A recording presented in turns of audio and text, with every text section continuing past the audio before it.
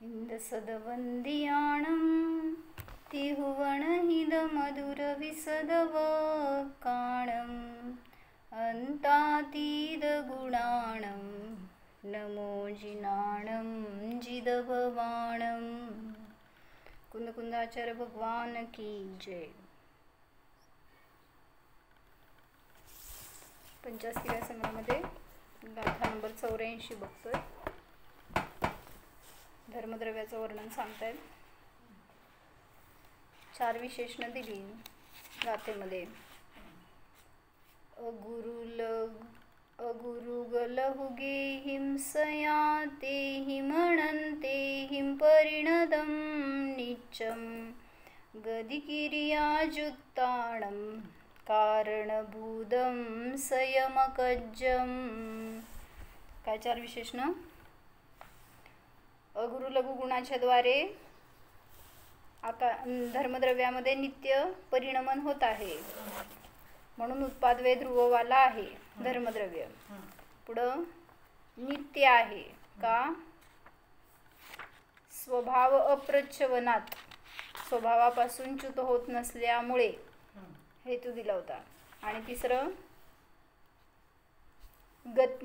धर्मद्रव्य कारणभूत आहे का? कारण गती परिणत जीव आणि पुद्गलांना निमित्त असल्यामुळे. आणि चौथं सांगितलं होतं स्वयं अकार्यरूप आहे. काल हे बघत होतो आपण. स्वयं अकार्यरूप आहे तर काय सांगितलं होतं? स्वरूप अस्तित्व निष्पन्नत्वात ना, काय स्वकीय अस्तित्वेन निष्पन्नत्वात. अकार्यरूप का आहे तर स्वतःच्या स्वरूप अस्तित्वाने निष्पन्न होत असल्यामुळे. म्हणून तिथं ते प्रत्येक द्रव्य अकार्यरूप आहे असं सांगितलं होतं.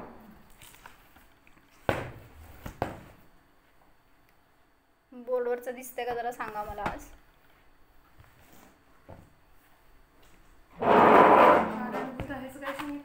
गतिक्रियेने परिणत जीव आणि पुद्गलांना सहाय्यक असल्यामुळे, निमित्त असल्यामुळे कारण आहे ना ते. कारण कशाचं तरी कारण आहे म्हटल्यावर कशाचं कारण आहे? धर्मद्रव्य. दुसऱ्या द्रव्याच्या उत्पत्तीचं तर कारण नाही आहे, पण गतिक्रियेमध्ये कारण आहे, ते पण स्वयं गती करणाऱ्या जीव पुद्गलांच्या. तर परवा बघितलं होतं काय आपण? षटस्थानपतीत हानिवृद्धी म्हणजे काय काय घेतलं होतं? राणीताई सांग. 6 स्थानं सांगितली होती. तुम्हाला काय समजलं तसं घेऊ परत एकदा, म्हणजे एकदा रिवाइज होईल. 6 स्थानं कुठली सांगितली होती?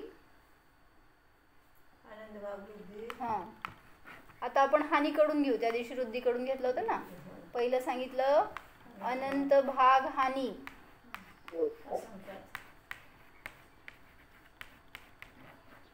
दुसरं असंख्यात भाग हानी.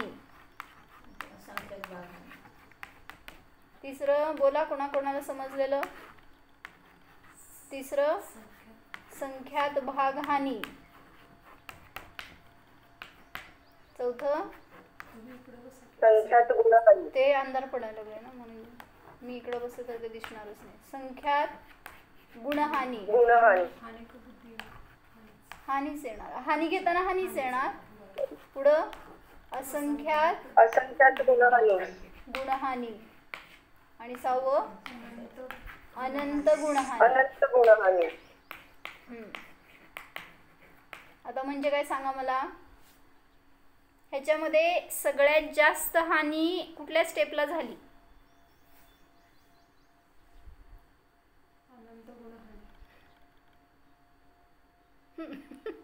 बरोबर आहे की. आता सांगा सगळ्यात जास्त वृद्धी कुठं झाली? काय कळलं? सगळ्यात जास्त हानी. आता हानी बघतोय ना आपण. षटस्थानपतीत हानी म्हणजे आता एखाद्या गोष्टीमध्ये ज्ञानामध्ये समजा हानी होतीये आणि कधी वृद्धी होतीये. तर हानी होतीये म्हणजे काय? तुमचं क्षयक्षम कमी होतोय. तर जेव्हा किंवा ज्ञानावरणाची हानी म्हणा. आता ज्ञानाकडून लावतो त्यामुळे हानी आणि वृद्धी ज्ञानगुणामध्ये लावतोय. मग जेव्हा ज्ञानामध्ये हानी झाली म्हणजे घटलं ज्ञान तुमचं. तर अनंत भाग हानी म्हणजे थोडंसं ज्ञान कमी झालंय. त्याच्यापेक्षा असंख्यात भाग हानी म्हणजे ह्याच्यापेक्षा म्हणजे जास्त हानी जास्त झाली. आता त्यासाठी उदाहरण बघितलं होतं ना आपण. इथं काय बघितलं होतं?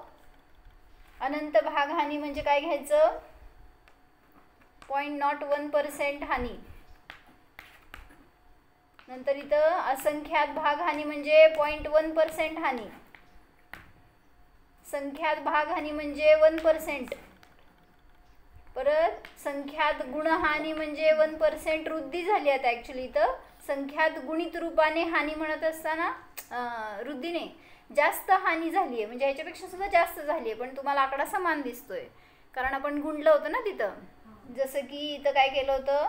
100ला एकाला 100नी भागलं होतं. तर एवढं उत्तर आलं होतं. किती? 0.01%. एकाला इथं 10नी भागलं तर 0.1% आला. एकाला 1नी भागलं 1 उत्तर आलं. एकाला 1नी गुणलं 1 उत्तर आलं. पण इथं वृद्धी झाली म्हणजे याच्यापेक्षा जास्त झालंय हे समजून घ्या. इथं भाग हानी आहे, त्याच्यापेक्षा अधिक हानी झाली एवढं याचा अर्थ आहे.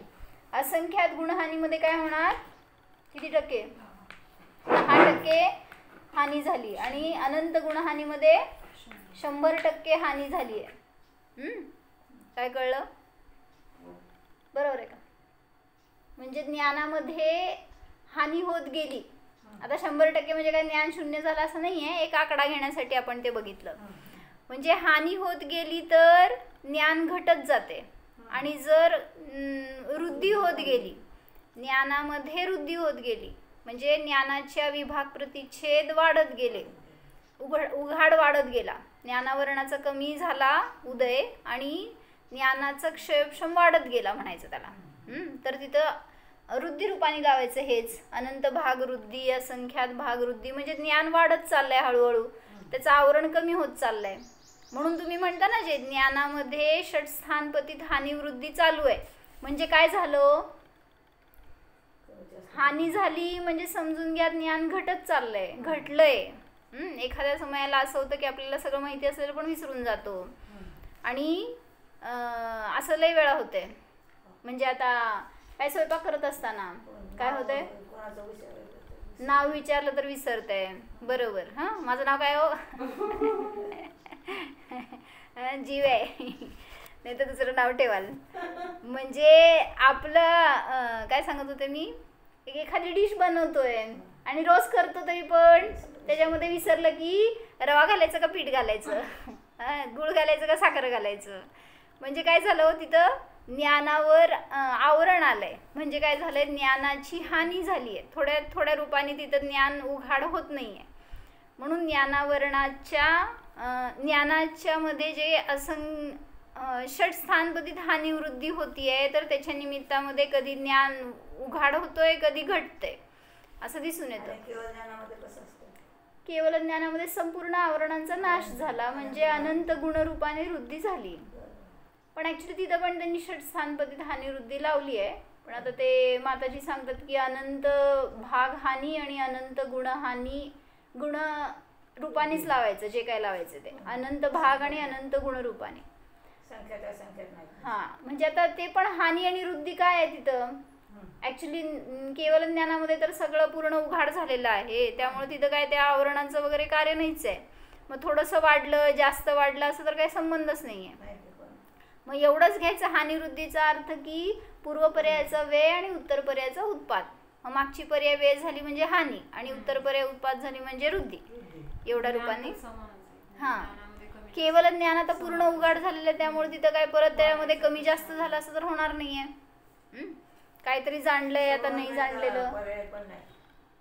पर्याय पण नाही. पर्याय प्रकट झालाय पूर्ण स्वभाव आता जसा आहे तसा. त्यामुळं असं जर म्हणलं की पूर्वपर्यायात नाही जाणलेलं आत्ता जाणलं तर केवळ ज्ञानच म्हणता येणार नाही त्याला. त्यामुळं त्याच्यामध्ये काय अपूर्वता नसते केवळ ज्ञानामध्ये. कारण जे पूर्वी जाणले तेच आत्ता जाणतायत. पर्याय प्रगट होऊ दे की. पूर्वी नसलेली पर्याय प्रगट झाली पण त्या पर्यायात जो ज्ञेय आला ना 3 लोक हाच ज्ञेय आहे. मग सगळेच ज्ञेय पहिल्या समयात जाणले गेले तर काय नवीन राहिलं तिथं?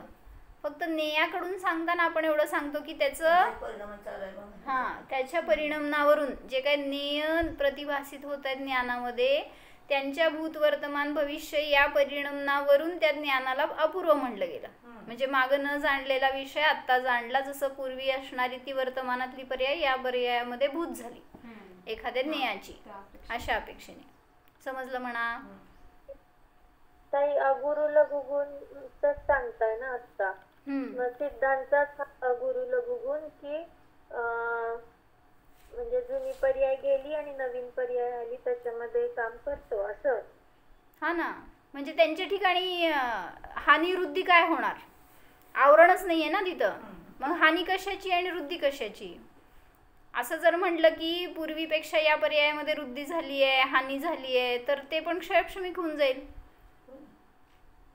म्हणून ते अनंत रूपाने प्रगट झालेलं आहे, क्षायिक आहे, त्यामुळे त्याच्यामध्ये काय आपल्यासारखी हानिवृद्धी वगैरे नाही.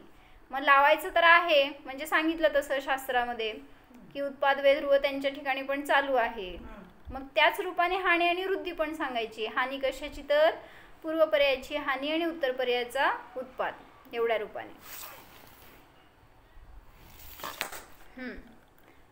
तर जयसेनाचार्यजींच्या टीकेमध्ये काय सांगितलंय वाचून. अगुरु लघुकैहि सदा तैहि अनंतैहि परिणतः प्रतिसमय संभवत षट्स्थानपतित वृद्धि हानिभिः अनंतैहि अविभाग परिच्छेदैहि परिणतः ये अगुरु लघुक गुणाः स्वरूप प्रतिष्ठत्व निबंधन भूताः तैहि कृत्वा पर्यायार्थिकनयेन उत्पादवे परिणतः अपि द्रव्यार्थिकनयेन नित्यम. वाचलं होतं आपण.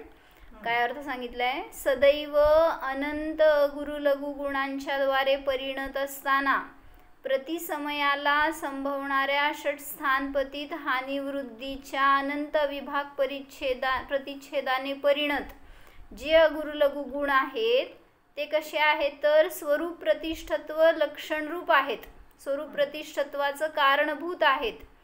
अशा त्यांच्याद्वारे पर्यायार्थिक नयाने उत्पादवे ध्रुवाने परिणमन चालू असताना सुद्धा द्रव्यार्थिक नयाने धर्मद्रव्य नित्य आहे, म्हणजे ध्रुव आहे.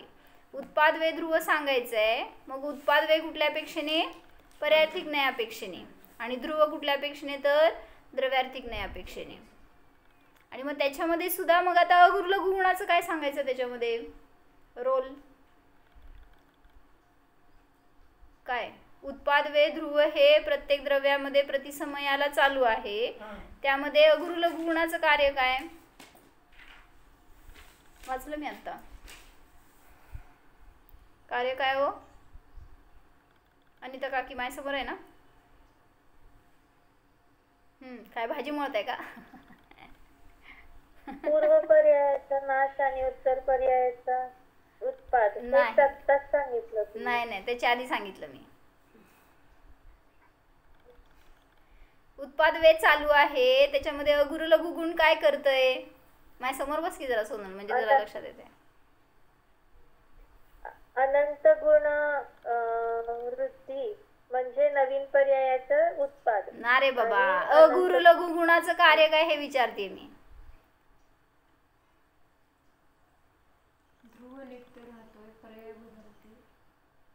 लक्षण घेतलं होतं आपण परवा दिवशी. हे म्हणजे काय? म्हणजे काय? स्वरूप प्रतिष्ठत्व निबंधन, हेच वाचलं ना आता मी. अगुरु लघु गुणाचं कार्य आहे ते की प्रत्येक द्रव्याला गुणाला ते स्वरूप रूपाने प्रतिष्ठित ठेवतं, म्हणजे स्वरूपामध्ये प्रतिष्ठित ठेवतं असं म्हणा. म्हणजे जरी उत्पाद वे चालू आहे तरी सुद्धा ते स्वरूप रूपाने राहतं. म्हणून तिथं ते अगुरु लघु गुणाचं कार्य, त्याच्यासाठी याला इथं मध्ये घेतलंय. म्हणजे उत्पाद वे तर चालू आहे निरंतर, पण तरी सुद्धा धर्मद्रव्य रूप राहिलं. काय म्हणले प्रगतीताई? कळलं का? वाचते मी तर अजून एकदा ऐका. अगुरु लघु गुणों की पर्याय के अनंत अविभाग प्रतिच्छेद है. बरोबर, एका गुणामध्ये किती अविभाग प्रतिच्छेद असतात? हा गुण नाही, ही पर्याय आहे त्याची. त्या पर्यायामध्ये अनंत अविभाग प्रतिच्छेद आहेत, कोणतीही पर्याय असू दे. म्हणजे अविभागीय अंश अविभाग प्रतिच्छेद म्हणजे मग ते किती असतात एका पर्यायामध्ये? अनंत असतात. तर अगुरु लघु गुणाच्या पर्यायामध्ये अनंत अविभाग प्रतिच्छेद असतात. त्याच्याद्वारे सदैव परिणमन करत असताना सुद्धा प्रतिसमयाला षट स्थान पतित हानिवृद्धी चालू आहे. म्हणजे काय? ही पर्याय पहिली समजा, ह्याच्यानंतर दुसरी पर्याय प्रगट झाली. ह्याच्यात काय होणार आहे हो? हां, पण काय झालं? षट स्थानपतित हानिवृद्धी झाली म्हणजे काय झालं? अविभाग प्रतिच्छेद पूर्वी इथं अनंत होते, इथं काय झाले? काय झाले हो? अविभाग प्रतिच्छेद तेवढेच आहेत. अविभाग प्रतिच्छेद अनंतच राहणार, फक्त त्यांचा उघाड आणि झाकलेले राहणार, हेच एवढंच फरक आहे. जे तुम्ही म्हणताय ना षट स्थानपतित हानिवृद्धी होती, तर समजा या अविभाग प्रतिच्छेदामध्ये ज्ञानावर एवढं आवरण होतं आणि एवढा खुलासा होता. आता काय झालं? पुढच्या याच्यामध्ये समजा विशुद्धी वाढली आहे, तर एवढे अविभाग प्रतिच्छेद ओपन झाले आणि पुन्हा हे झाकलेले राहिले. मग अशा रूपाने काय म्हणायचं? ज्ञानावरणाची हानी झाली, ज्ञानामध्ये वृद्धी झाली त्याच समयाला. नाहीतर अज्ञानाची हानी झाली म्हणा आणि ज्ञानाची वृद्धी झाली. एका समयामध्ये सगळं चालू आहे. काय म्हणले सोनल? जेव्हा विभाव परिणती आहे ना, तेव्हा हानी वृद्धी होणार आणि जर शुद्ध असेल तर त्याच रूपाने राहणार. म्हणजे तुम्ही आता सांगितलं ना स्वरूप प्रतिष्ठत्व काहीतरी. ऐक तू भाजी करायला लागली सगळ्याची. म्हणजे काय करायचंय तिथं? अगुरु लघु गुण काय करतो हे सांगितलं मी. हे सगळं होत असताना सुद्धा स्वरूप रूपाने कायम ठेवणं त्या गुणाला, त्या द्रव्याला, हे त्या अगुरु लघु गुणाचं कार्य आहे. म्हणजे ज्ञान आहे ते नष्ट नाही झालं, ज्ञान आहे ते अन्य गुणरूप नाही झालं, अन्य गुण ज्ञानामध्ये नाही आले, हे कार्य अगुरु लघु गुणाचं आहे. आणि त्याच्यामध्ये सुद्धा पर्याय रूपाने उत्पादवे चालू राहिलं, त्याला पण मदत करतं ते अगुरु लघु गुण. म्हणून स्वरूप प्रतिष्ठत्व. सिद्धांत किंवा आर्यांतांचं ज्ञान पूर्ण आहे, ते तसंच पूर्णच्या पूर्ण राहिलं, हे नाही का गुरु लघु गुणाचं? मग आहे ना, ज्ञान रूपाने राहणं हे अगुरु लघु गुणाचं कार्य. म्हणजे द्रव्यार्थिक नयाने स्वरूप रूप ठेवणं आणि पर्यायार्थिक नयाने उत्पादव्यय करणं, हे त्या गुणाचं कार्य म्हणायचं. मग त्यांच्या ठिकाणी काय चाललंय? केवल ज्ञानाची पहिली पर्याय झाली, दुसरी पर्याय उत्पन्न झाली, ह्याला म्हणायचं हानी झाली आणि वृद्धी झाली. जी उत्पत्ती झाली तीच वृद्धी म्हणा, आणि जे व्यय झालं ती हानी म्हणा. नाहीतर त्यांच्यामध्ये तर आता काय आवरणच नाही आहे, त्यामुळे उघाड झाला किंवा नाही झाला हे काय तिथं दिसणारच नाही आहे. तुम्हाला दिसतंय का बोर्डवरचं काय? तुमच्या ज्ञानातली वृद्धी हानी? थोडं पेंट आहे. मला तर काहीच दिसत नाही इथं. आणि तुम्ही कसं बघायला लागलाय? मग मी आपलं विचारलं तरी पण सांगी ना. तुम्ही दिसतंय का आता? म्हणजे मी अशी एक पर्याय काढले, दाबायला पण येईना मला ते बोर्ड. मग मी विचारल्यावर सांगताय तुम्ही. ज्ञानाची वृद्धी करताय काय? सूक्ष्म जाणायचं. चला, तर काय सांगितलं? अनंत भाग रूपाने हानी आणि अनंत भाग रूपाने वृद्धी होतं, हे केवळ ज्ञानाच्या अपेक्षेने सांगितलं. समजलं? तर अगुरु लघु गुणाची पर्यायामध्ये अनंत विभाग प्रतिच्छेद असतात, जे सदैव परिणमन करत असतात. तर प्रतिसमयाला होणाऱ्या षट स्थानपतित हानिवृद्धीच्या द्वारे अनंत विभाग प्रतिच्छेदांनी परिणमित होत असताना जो अगुरु लघु गुणाचा अंश आहे तो स्वरूप प्रतिष्ठत्वाच्या कारणभूत होतो. म्हणजे या पर्यायात सुद्धा स्वरूप प्रतिष्ठत्व हे कार्य आहे अगुरु लघु गुणाचं. या पर्यायात सुद्धा गेल्यावर अगुरु लघु गुण कार्य करतंय स्वरूप रूपाने स्थिर ठेवणं. आणि त्यात परत हानिवृद्धी, पर्यायार्थिक नैसे उत्पाद वेरू परिणमन करता हुआ द्रव्यार्थिक नैसे नित्य है. समजले? प्रश्नचिन्ह सोनल? कळलं. कोण आहे माझ्यासमोर प्रश्नवाले? कोण नाही का आज अजून? विशाल भैया समजलंय का? रुपाली?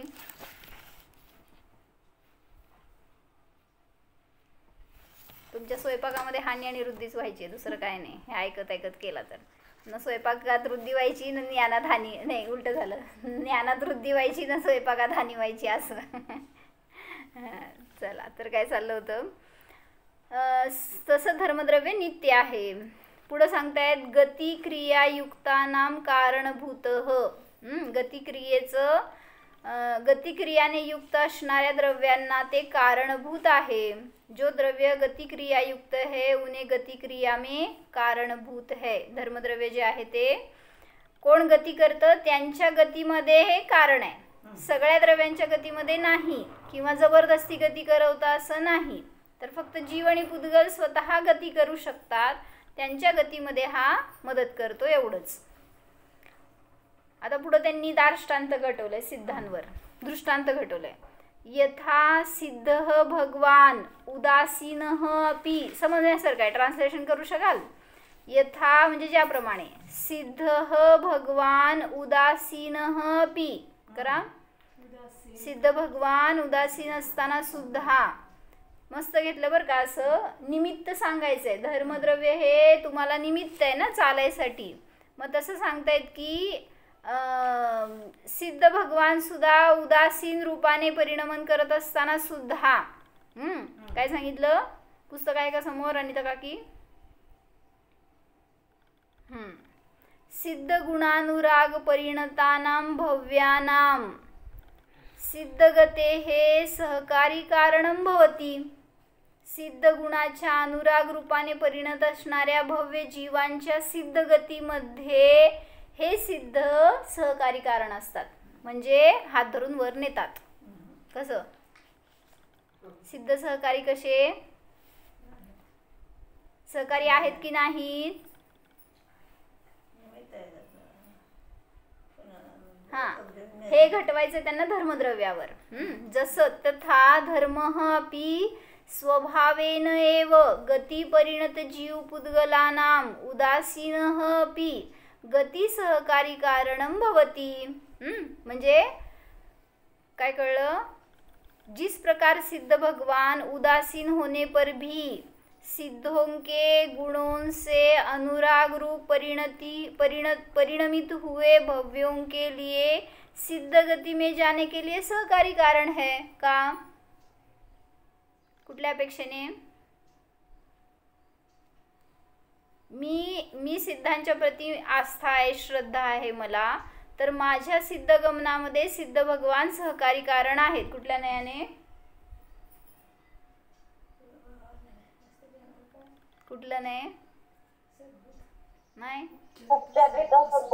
उपचारित सद्भूत ना, ते परद्रव्य आहेत, ते मला कुठं नेणार आहेत. पण तरी पण मी म्हटलं की त्यांच्यामुळं मी गेलो. जसं धर्मद्रव्यानी मला नेलं. कुठलं नाही हो?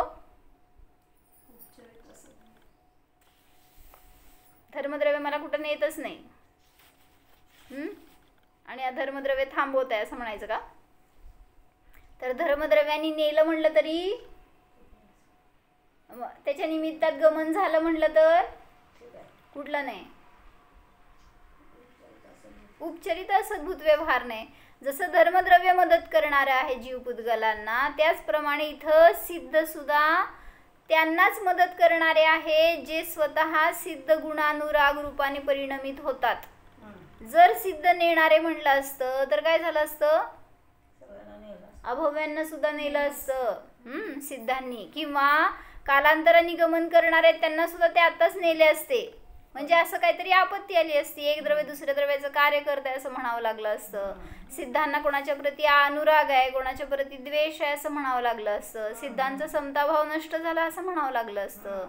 सिद्धांची दृष्टी बाहेर गेली इतर जीवांवर असं म्हणावं लागलं असतं. पण सिद्ध नेणारे नसतात. म्हणून सांगितलं इथं, जसं की ते उदासीन आहेत. उदासीन हा शब्दच सांगतोय सगळं. काय सिद्ध तर आपलं कार्य करतायत, आणि तुम्ही त्यांच्या प्रती जी भक्ती प्रकट करताय त्याच्या निमित्तात ते तुम्हाला नेणारे असं आरोप आलं त्यांच्यावर.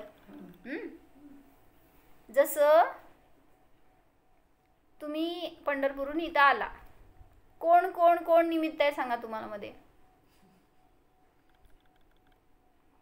गाडी आहे, आणणारे आहे, कोणीतरी निरोप दिला ते आहे, बोलवलं ते आहे. बर, अजून काय हो? पंढरपूरहून इथं आला, कोण आणलं? माझं मी चालले. आम्ही उपादान नाही, आम्ही निमित्त विचारतोय. उपादान पण मीच, निमित्त पण मी, सगळे सोडून देतील बरं का. म्हणजे गाडी आहे, गाडीचा ड्रायव्हर आहे, तिथं परत तुमचे कालद्रव्याचं परिणमन आहे, परत सांगितलं धर्मद्रव्य आहे. किती कारण आहे तो म्हणलं ना. सहकारी सहस्त्र कारण असतात एक कार्य घडत असताना. म्हणून जेव्हा तुम्हाला सिद्धगती प्राप्त झाली त्यावेळी सांगा कोण आहे हो कारण, निमित्त कारण कोण तुमच्या सिद्धगतीच्या गमनामध्ये? धर्मद्रव्य. अजून देवशास्त्र गुरु आहे. कुठल्या गाडीने जायचं, कुठल्या ड्रायव्हरने जायचं घेऊन?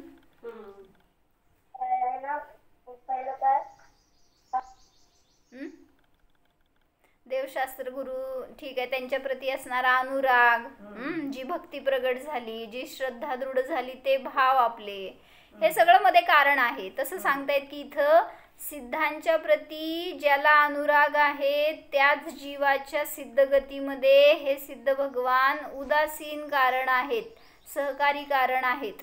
म्हणून म्हणलं होतं एक वाक्य की सिद्धांना जाणल्यावर सिद्ध होतो. कुठं बघितलं तुम्ही?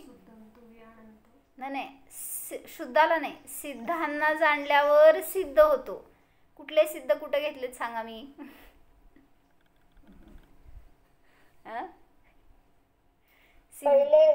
पहिला सिद्ध आहे ते पर आहे आणि दुसरा सिद्ध आहे ते मी आहे. होय. आणि मग मी जर पहिल्या ठिकाणी सिद्ध स्वभाव ठेवला तर तोही होऊ शकतो ना.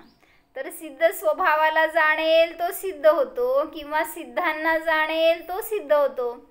म्हणून सिद्धांचं स्वरूप कोणाला समजणार? ज्याला सिद्ध स्वभाव समजणार त्याला सिद्धांचं स्वरूप समजणार, आणि ज्याला सिद्ध समजणार त्याला स्वरूप समजणार. म्हणून सांगतात की ज्याप्रमाणे सिद्ध भगवान उदासीन असताना सुद्धा सिद्धांच्या गुणांच्या प्रती ज्यांना अनुराग आहे अशा गुणानुराग रूपाने परिणमित होणाऱ्या भव्यांसाठी सिद्धगतीमध्ये जाण्यासाठी सहकारी कारण आहेत. सिद्ध भगवान हे सहकारी कारण आहेत. उसी प्रकार धर्मद्रव्य भी उदासीन होने पर भी अपने अपने स्वभाव से ही गमन रूप से परिणमित जीव और पुद्गलों को गमन करने में सहकारी कारण है. म्हणजे जबरदस्ती नेणारं नाही आहे हे सांगायचं त्यांना. जसं सिद्ध नेत नाही आहे जबरदस्ती तुम्हाला, तसंच धर्मद्रव्य सुद्धा जबरदस्ती नेणारं नसतं. जे स्वतः गमन करणार आहे त्यांच्या गमनामध्ये ते मदत करते. म्हणून त्याला काय म्हणायचं? कारणरूप आहे. ह्याच्यासाठी त्यांनी हेतू दिला. म्हणजे सिद्ध हे धर्मद्रव्य हे जीव पुद्गलांच्या गतीमधलं कारणभूत आहे म्हणून एक विशेषण त्याला दिलं. धर्मद्रव्य कारण रूप आहे पण अकार्य रूप आहे. अकार्य का आहे? कोणी त्याचं कारण नाहीये. तो स्वतः कारण आहे कोणाचं तरी, कशाचं तरी, पण त्या स्वतः त्या द्रव्याचं कोणी कारण नाही. कारण एक द्रव्यापासून दुसऱ्या द्रव्याची उत्पत्ती होऊ शकत नाही. त्यामुळं कोण त्या द्रव्याला उत्पन्न करणार? द्रव्य तर त्यालाच म्हटलं जे अनादि अनंत स्वयंभू आहे. त्यामुळे त्याच्या उत्पत्तीमध्ये कोणीही कारण नसतं. म्हणून ते अकार्य रूप आहे, कोणाचंही कार्य नाही. आणि इवन जेव्हा कारणभूत म्हणतोय ना, विशेषण दिलं जेव्हा धर्मद्रव्याचं, त्यावेळेस तिथं ते सुद्धा कुणाच्या द्रव्याचं कारण नाही आहे, पर्यायाचं कारण आहे म्हणा. म्हणजे तुमची पर्यायची झाली ना हलनचलनाची, गमनाची, त्या पर्यायामध्ये हे द्रव्य निमित्त आहे. म्हणजे या द्रव्याची पर्याय समजून घ्या. असं कुठल्याही द्रव्यामध्ये ते कारणभूत नाही आहे, तर पर्याय रूपाने परिणमन करत असताना कोणीतरी कोणाचं तरी कारण ठरतं. जसं आपण म्हणतो मला सम्यक दर्शनाची उत्पत्ती झाली, निमित्त कोण? जिनबिंब दर्शन. काय झालं? जिनबिंब दर्शन म्हणत असताना किंवा म्हणा जिनोपदेश ऐकला. मग आता कुठल्या द्रव्य गुणा पर्यायांनी कुठल्या द्रव्य गुणांमध्ये परिणमन केलं?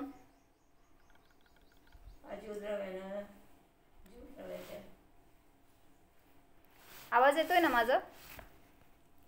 हा, ताला. काय म्हणलं? जिनोपदेशाने मला सम्यक दर्शनाची उत्पत्ती झाली, तर मला सम्यक दर्शनाची पर्याय जी उत्पन्न झाली त्याचं कारण द्रव्य आहे का गुण आहे का पर्याय आहे? जिनोपदेश जेव्हा आपण म्हणतो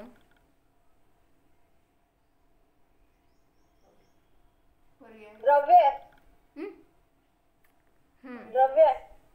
बर, म्हणजे आता जेव्हा बहिरंग कारण सांगतोय ना त्यावेळेस, आता हे अंतरंग कारण बरोबर आहे की जेव्हा ध्रुव आत्म्याला विषय करणार तेव्हा सम्यक दर्शनाची प्राप्ती होते, पण व्यवहार सम्यक दर्शन म्हणतो जेव्हा की हे जिनोपदेश, जिनबिंब दर्शन, जाती स्मरण, देववृत्ती दर्शन, वेदना, विभव, ह्या सगळ्या पर्याय आहेत. पर्याय.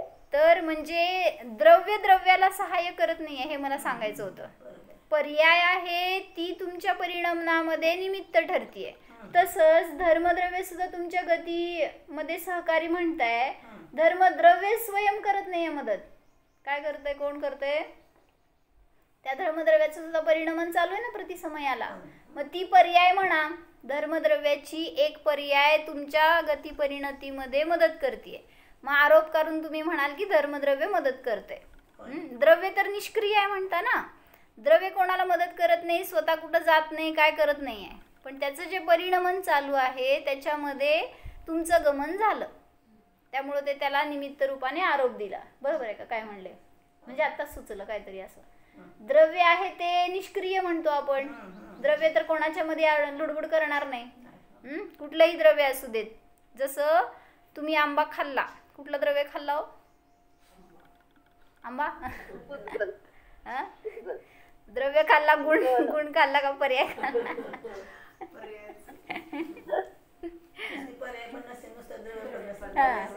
पर्याय सहित द्रव्य असते, पण आपल्याला अनुभव करतोय जेव्हा तेव्हा ते कोण अनुभूती देते? पर्याय येते. म्हणजे आहे त्याच्यात पर्याय, द्रव्य गुणाला सोडून नाहीये, पण तरी सुद्धा पर्यायाची आपल्याला प्रतीती होतीये. चुकीचं आहे म्हणून तिथं त्याला द्रव्य रूपाने पाहिलं ना तर भेदभाव होत नाही हो, हे सांगायचं पुढे जाऊन. म्हणजे जरी आंबा खाताय, कसा लागला हो? गोड गोड. आणि मग छान म्हणला, आनंद झाला त्याच्या निमित्तात. मग ह्यालाच म्हणायचं ने अर्थ परिणमन हो. म्हणजे त्या पर्यायामध्ये लुब्ध झालो, त्या पर्यायातून आनंद मानला. म्हणून द्रव्य जर पाहिलं त्यातलं की ते तर स्पर्श रस गंध वर्णवाला पुद्गल द्रव्य आहे, तर ते खाताना न इष्ट परिणाम न अनिष्ट परिणाम. तर म्हणून सांगितलं की द्रव्य रूपाने पहा. जेव्हा त्या एखाद्या गोष्टीला पाहता तर तिथं सिद्धांसारखा अनुभव आपल्याला सुद्धा सुरू झाला. म्हणून तिथं त्यांच्या ज्ञानामध्ये भेद नाही, त्याचं कारण हेच आहे, पर्यायाकडे त्यांचा उपयोग नाही. बरोबर. एक वाक्य राहिलंय, तर काय सांगितलं? धर्मद्रव्य कारण रूप आहे आणि स्वयं अकार्य रूप आहे. यथा सिद्ध स्वकीय शुद्ध अस्तित्वेन निष्पन्नत्वात् अन्येन केन अपि न कृतः इति अकार्यः. काय कळलं? ज्याप्रमाणे सिद्ध भगवान स्वकीय शुद्ध अस्तित्वाने निष्पन्न होत असल्यामुळे अन्य कोणाच्या द्वारे सुद्धा केले जात नाहीत, म्हणून अकार्य रूप आहेत. सिद्धांना कोणी बनवलं का प्रगतीताई? सिद्धांना कोण बनवलं? अनुभूती घेताय काय सिद्ध स्वभावाची? म्हणजे सिद्धांना कोणी बनवलं नाही म्हणून ते कोणाचं कार्य नाही, त्याला म्हटलं अकार्य रूप आहेत. तथा धर्म अपि स्वकीय अस्तित्वेन निष्पन्नत्वात् अकार्यः इति अभिप्रायः. त्याप्रमाणे धर्मद्रव्य सुद्धा स्वकीय अस्तित्वाने निष्पन्न होत असल्यामुळे अकार्य रूप आहे, कोणाचं ते कार्य नाही. कोणाचं कार्य नाही, कोणाचं कारण नाही आहे. मग कारण रूप आहे हे पण म्हणलं पर्याय रूपाने. आणि कार्य आहेत का कुठल्या अपेक्षेने? कसं कार्य उत्पन्न झाले ना, जी काय पर्याय उत्पन्न झाली ती त्याचं कार्य असं म्हणायचं. जसं मला सम्यक दर्शन झालं, कारण कोण, कार्य कोण? माझा स्वभाव आहे तो कारण, आणि पर्याय उत्पन्न परिणाम झाले ते कार्य. जे काय फळ मिळालं ना तुम्हाला ते कार्य आहे. सम्यक दर्शन हे कार्य झालंय ना, त्यामुळं द्रव्य गुण हे तुमचं कारण आणि तुमची जी पर्याय उत्पन्न झाली ते कार्य. मग तसं धर्मद्रव्यामध्ये सुद्धा स्वतः त्या त्या द्रव्यामध्ये जर लावलं तर त्याचे द्रव्यगुण हे कारण आणि त्याची पर्याय उत्पन्न झाली ते कार्य. पण अन्य कोणाच्या अपेक्षेने ते अकार्यरूप आहे, म्हणजे ते अन्य कोणाच्या द्वारे उत्पन्न केलं जात नाही. म्हणून स्वभावाकडे यायचंय हे सगळं समजत असताना की मी सुद्धा स्वकीय अस्तित्वाने निष्पन्न आहे. मला कोणीही बनवलेलं, विचार करा की पूर्वी कोणी असं केलंय का मला, अनादिपूर्वीच्या पूर्वी कोणी आलंय आणि त्यांनी मला बनवलंय, त्यांच्या निमित्तात मी घडलोय, कोणी बनवलं? तर द्रव्याला कोणी बनवणारं नाही आहे, द्रव्य स्वयं बनलेला आहे. म्हणून स्वकीय अस्तित्वाने निष्पन्न असल्यामुळे धर्मद्रव्य अकार्यरूप आहे, तसंच सिद्ध अकार्यरूप आहे, तसंच माझा स्वभाव सुद्धा अकार्यरूप आहे. हे सगळं समजून काय फायदा? स्वभावच आहे तसा शक्ती आहे म्हणून असं नाही, कार्यकारण शक्ती असते म्हणून आपण म्हणतो शक्ती आणि स्वभावामध्ये फरक करायचा काय मग? काय अपेक्षा घ्या. आता स्वभाव म्हणत असताना ती शक्ती आहे आणि पर्यायामध्ये कोणी माझं कार्य नाही आहे कारण नाही हे म्हणत असताना नाही बदलला. तिथं पर्याय रूपाने मी कोणाला बनवत नाही, कोणी कोणाच्या किंवा कोणाच्या द्वारे मी बनत नाही, म्हणून पर्यायार्थिक ज्ञाने अकार्यकारण रूप आहे. आणि द्रव्य रूपाने पण शक्ती आहे, ती स्वभाव आहे, म्हणून अकार्य आणि अकारण रूप आहे. म्हणून मी कोणाला बनवणारा नाही आहे हे, किंवा घडवणारा नाही आहे, बदलवणारा नाही आहे, हे सगळं आपल्याला प्रतीतीला यायला पाहिजे. नाहीतर मी करतो हे भाव राहतील मध्ये. म्हणून मी कोणाला घडवणारा नाही आहे किंवा मी कोणाचं कार्य नाही आहे, कोणाच्या कार्यामध्ये मी करणारा नाही आहे, हे सगळ्याचं अनुभूती ठेवून आपण जर कार्य केलं तर तिथं आपल्याला सुद्धा सिद्धांत समान निर्विकल्प दशा सहज प्रगट होऊ शकते. म्हणून स्वतःला जाणा. हो, जाणा. प्रतिसमयाला होणाऱ्या उत्पाद व्ययामध्ये हा मी ध्रुव आत्मा आहे.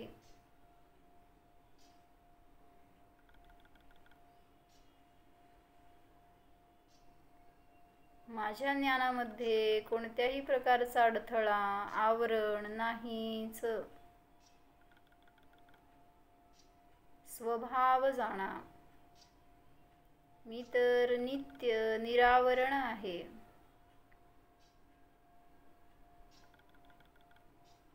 क्षायिक भाव स्वभावी आहे. केवल ज्ञान स्वभावी आहे. मी जाणणाराच आहे.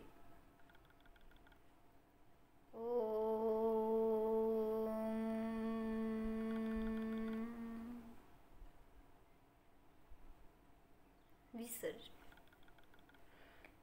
नमो अरिहंताणं, नमो सिद्धाणं, नमो आयर्याणं, नमो वज्रायाणं, नमो लोये सौवसाहुणं, नमो